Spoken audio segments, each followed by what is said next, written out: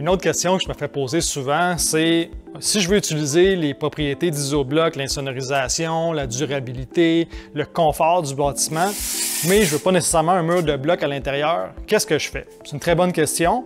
Il y a quand même plusieurs maisons qui se bâtissent en Isobloc à toutes les années. Pas tout le monde qui veut un mur de bloc dans sa cuisine. Fait que souvent, ce que les gens vont faire, c'est qu'ils vont construire, utiliser la capacité structurelle, généralement, d'Isobloc.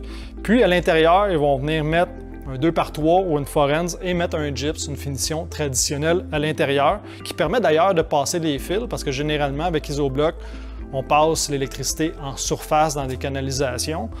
Donc, à ce moment-là, quand on vient mettre soit une forense ou un 2x3 et un panneau de gyps, mais ça permet de mettre soit de la plomberie et de l'électricité de ce côté-là. Donc, il n'y a rien qui empêche de faire une finition autre à l'intérieur.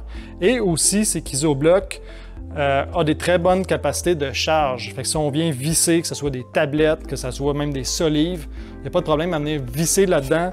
Tout est conçu, c'est homologué par le Centre canadien de recherche sur les matériaux de construction. Donc, tous les tests ont été faits.